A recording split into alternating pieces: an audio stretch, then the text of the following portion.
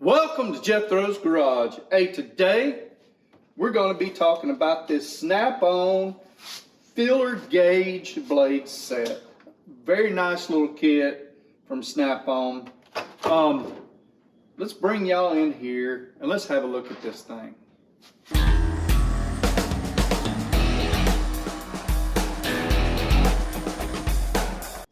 First, let's go over the specs. So this is the filler gauge blade set, FB366 GRN because of the green handles.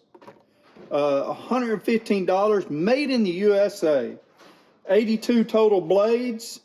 The straight blades are .006 to .040. Skips 36 through 38. There's 32 of those. The step ground, there's 25 of those from 006 to 030.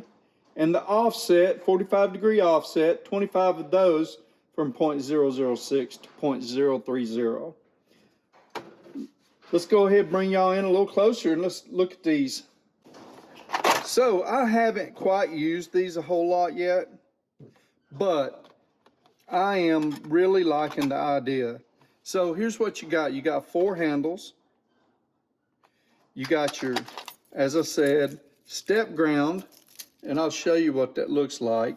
If you've never seen them, because I hadn't seen them till now. Let's get a bigger one. So this part is .023 and this part is .025. I guess I'm not sure exactly how you use it. Maybe as a no-go gauge, where this would fit but this wouldn't. Or I'm sure there's plenty of other ways you could use it, but I like that little feature. Plus all of these also have the metric designation on them as well. Very nice set. Each set of blades comes on a key ring. These are the regular straight blades. The wording on them is a little light.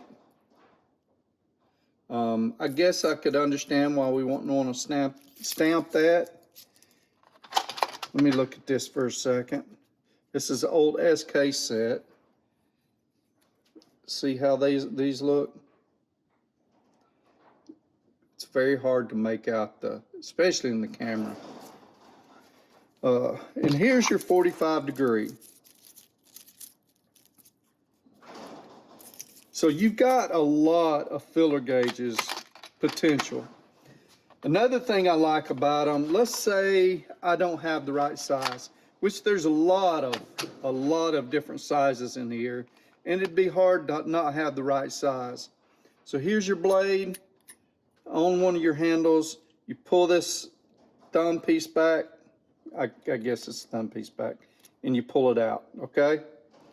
Let's say you want to put 2 blades on it. I'm gonna pull 2 blades out here of the ones that are already set up. They don't come out easy. Now I'm gonna put them together. This .011 and this .020, they would make up a .021, and I would throw them in here. So that's not the likelihood of how you're going to use that. Chances are, remember on these, let's say you wanted a .35. Let's say you wanted let's see, 35, let's see, 40. And you didn't have one. Maybe you did, maybe you didn't. So you'd find a .002 here, or a .005 here. Here's my 4. Here's my 5, right here. And I would scoot everything out of the way, put everything else back up, and I'd have these 2. Well, luckily these 2 are kind of close together. So I would use these 2 together. If I wanted something and they were on both ends of the spectrum, well, it'd make it a little harder. It's not, these aren't bad, and they're very cost effective. I like them. You can take this apart, just have a couple in there, but this right here is just so handy. Look, if I had any complaints at all about this, it'd be that it is a little tight in there, but going in, it's pretty easy. I don't know how long these the spring action will last on these, but you know, that's one of those things only time will tell. I haven't heard any complaints online about them. I like the nice little Instinct handles. They're kind of small, but that's okay. Let me take you to a set of heads. I'm trying to figure out how to show you how it would be nice to use. Okay, here we have our head set up. Let's just imagine, if you will, if this was, I have push rods in here, and it was a solid lifter setup. Well, with that, I would want to set my lash. And setting my lash would mean that it would be from the closed position on the heel of the cam, in other words, zero lift. When I put my filler gauge in here, it would fit at a certain, let's say it was 0.1010. So it would fit with no extra room. If I tried a bigger one, it shouldn't fit, okay? Now, that's just a simple explanation. This is actually going to be a hydraulic roller setup, so you don't set the lash like that. You set lifter preload. But that's a whole nother deal. You kind of are setting lash, but you're not. Yeah. There's a lot more to it. Bottom line, you're going to set lifter preload on your hydraulic, any hydraulic cam. Okay, we didn't come here to talk about cams and stuff. That's a deep subject with a lot of variables. And I know if someone's paying attention, they're going to know whatever I said was certain things were wrong.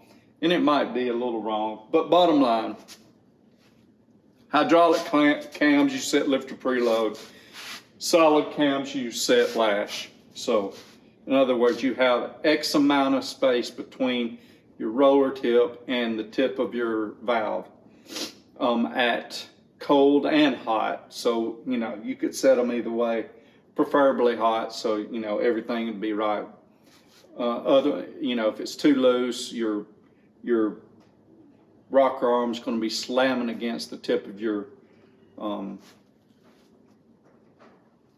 valve, and if it's too tight, it's going to be trying to bend push rods and stuff because you're going to, maybe bottom out your springs or whatever. Maybe you're not all that close, but anyway, that's a long stuff. But these have a lot of uses, and it makes them a whole lot handier having this handle, and you just got one in your hand, and all you're worried about this. Sometimes these get a little loose. Sometimes they don't. They are frustrating to deal with. These, I guess, could be, because you're dealing, you have to flip through all this, find the one you want, make sure it's on the right side of the key, pop it out. But I like these a whole lot better. They're a whole lot easier to fool with. And that's it. I appreciate y'all. Thank you for watching. Make sure to share, like, and subscribe. And hey, smash that share button. Tell your friends about me. Have a blessed day. And y'all take care of yourselves. Come back and see me.